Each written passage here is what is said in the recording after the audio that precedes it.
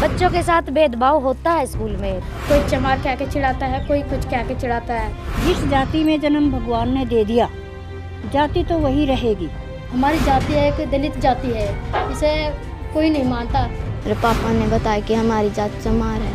कुछ बच्चे तो इसलिए नहीं पढ़ते क्योंकि उनके घरों में ढंग से व्यवस्था ही नहीं है उन्हें पढ़ाने के लिए। हमारे पास इतना पैसा नहीं कि हम और पढ़ सके। दलितों में भी ऐसे बच्चे हैं कि जो मेरिट में आते हैं। मैं फौज में जाना चाहूँगी, मास्टर नहीं बनना चाहती हूँ। मैं घर का काम करती हूँ। अगर मैं ऊंची जाति में होती तो मैं बहुत अच्छी डॉक्टर बनती। Once upon a time there was a donkey. He suddenly decided that he had enough of hard work and beatings for his master. I know, he thought, I will flee to the forest and live in freedom. I will graze on the forest grass and who will there be to prevent it? So without यहाँ पे जो transformer है वो non दलित area में जो करीब मतलब 8-10 साल से डेली कट कर देते हैं शाम को नॉन दलित। और यहाँ पे जो बच्चे हैं बस्ती के वो बहुत मतलब पढ़ नहीं पाते, एजुकेशन में फिर पीछे रह जाते हैं। और मतलब यहाँ के पूरे दलित लोग पैसा इकट्ठा करते हैं हर महीने 50-100 रुपये और जाते हैं एक्शन के पास जाते हैं, एमएलए के पास जाते हैं, एमपी के पास जाते हैं, लेकिन कोई भी रिस्पॉन्स नहीं देता। कोई भी 7 साल से ये लोग अपनी मजदूरी छोड़ के अपने मतलब वहाँ पे बैठते हैं, जाते हैं कि ट्रांसफार्मर दे दो। लेकिन 3-4 साल बाद के इन्होंने ये पोल यहाँ पे खड़े किए, लेकिन अभी तक 2 साल हो गए पोल खड़े हुए, लेकिन ट्रांसफार्मर नहीं दिया।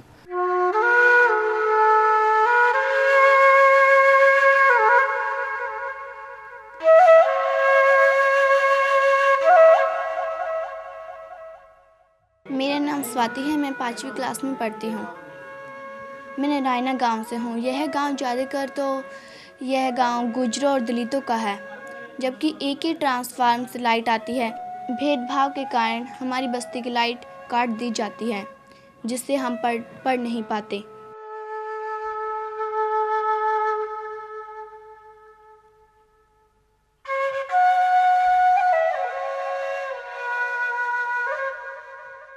कि यहाँ पर ऊंच नीची का भेदभाव ज़्यादा है, क्योंकि यहाँ पर गुज्जर जातियाँ वगैरह वगैरह और जाति रहती है ना, तो इस जाति पर ज़्यादा वो करते हैं। हाँ जी, अत्याचार ज़्यादा करते हैं, क्योंकि हमारी जाति एक दलित जाति है, इसे कोई नहीं मानता।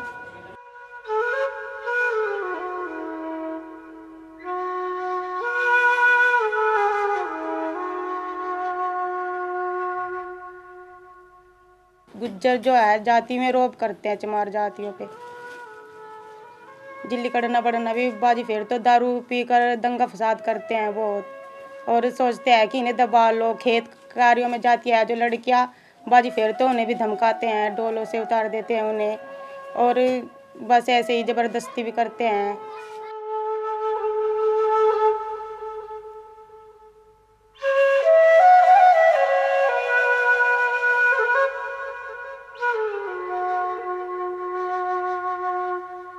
हमारे गांव में सबसे बड़े समाज माने जा गुज्जर, इनके दबाव हम जी रहे आज तक। पूर्ण रूप से आज हम मतलब संतरतम नहीं है।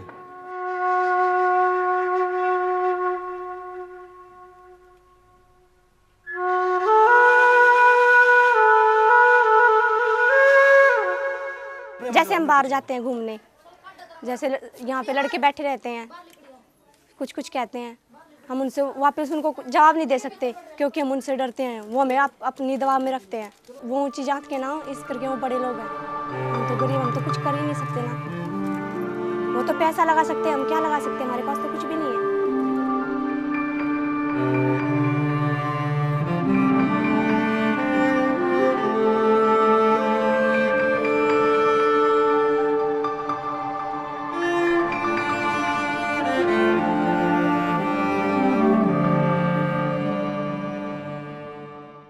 क्योंकि हम जो हैं सभी भगवान के बनाए हुए हैं।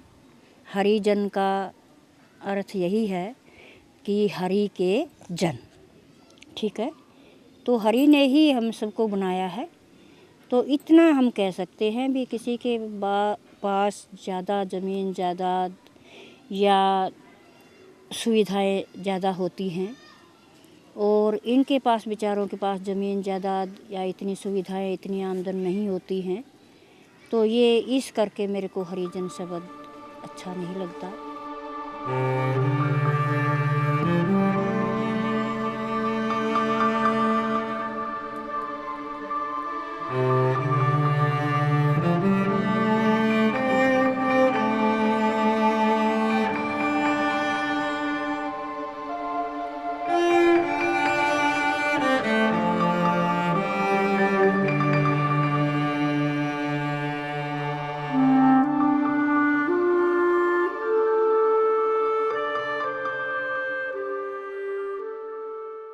जब मैं हाई स्कूल में थी और एक बच्चे ने कहा था कि चमार के पीछे बैठना चाहिए, आगे गुजर के बैठना चाहिए। मैं बहुत कमज़ोर थी पढ़ाई में, मेरा मन करा कि मैं 20 से ज़्यादा होशियार बनकर रखाऊंगी। वो बच्चा इंटर में हाई स्कूल में फेल हो गया और मैं पास हो गई। मैं जब तक सोच रहा था कि मैं गुजर से ज़्यादा होशियार बनकर रखाऊंगी।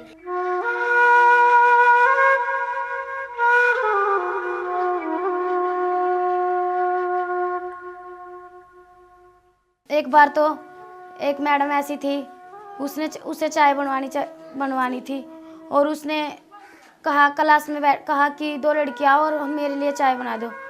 तो मुझे लगा कि मैडम का काम मुझे भी करना चाहिए। मैं उठकर चलने लगी तो मैडम ने कहा कि तू बैठ, गीता को आने दे।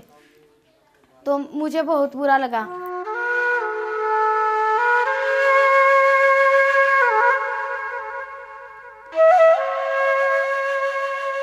हम जाते हैं स्कूल में, जैसे श्रवण जाति के बच्चे हैं उनकी लाइनें अलग हैं और जो दलित बच्चे हैं उनकी लाइनें अलग हैं।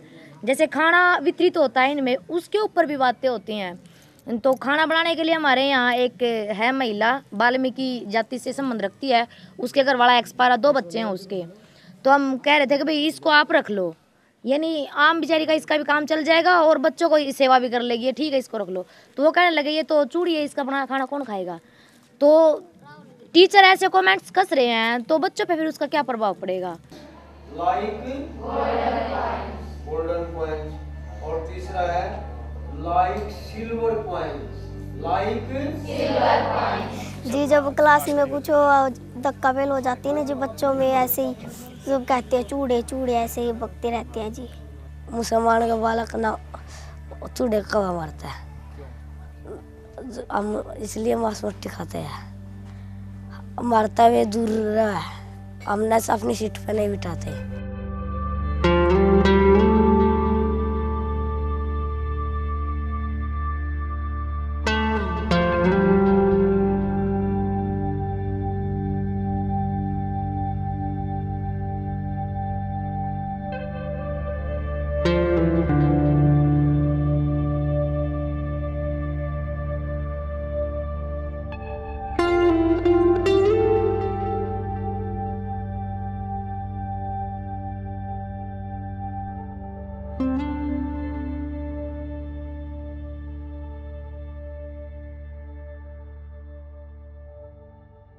अगर जब बेरोजगारी इतनी हो, खासकर तो दलित लोग ही बेरोजगार हैं।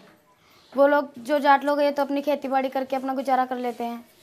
जैसे हम लोग हैं, हमारे लिए मैंने बहुत से आस पड़ोस में भी देखा और कई जगह और भी देखा कि मैं कई लड़कियों से पूछती हूँ कि तुम आगे पढ़ी क्यों नहीं, तो वो यही कहती है कि मेरे पापा सर्विसमैन नहीं थे और अगर मैं पढ़ती तो मेरे दूसरे बहन भाइयों की पढ़ाई रुक जाती।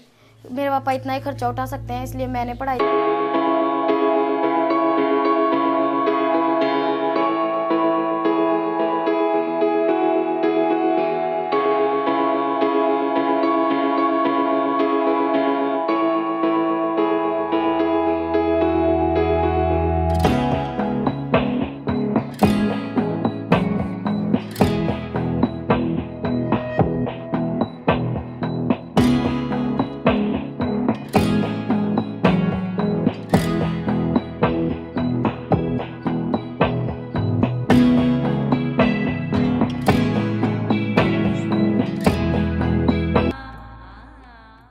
मैं तो पढ़ना चाहू थी, फिर मेरे पापा ने बोला अग बट्टे पे चले गए, इब रहने दे न जाओ स्कूल में, फिर मैं हट गई।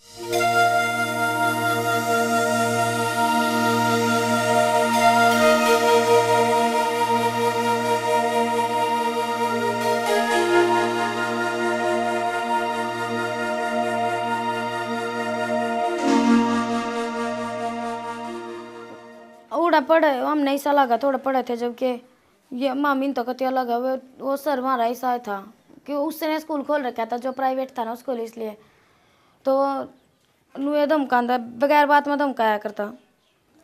फिर मैंने अपने पापा तो कह दी, मेरे पापा ने बोला चल तेरा एडमिशन कितनी और करवा दूंगा, रहने दे छोड़ दे उठता।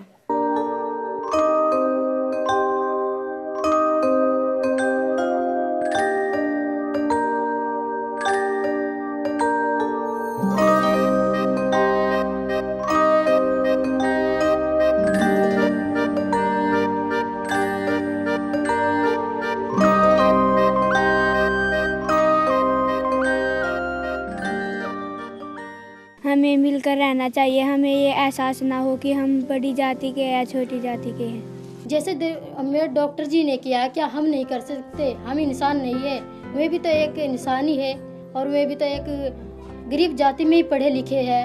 वीर तुम बड़े चलो, धीर तुम बड़े चलो, हाथ में दौज रहे, बाल 10 सजा रहे, दौज कभी झुके नहीं, दल कभी रुके नहीं। वीर तुम बड़े चलो, धीर तुम बड़े चलो, संग होना साथ हो, सूर्य से बड़े। जय भीम, जय भीम, जोर से बोलो, जय भीम।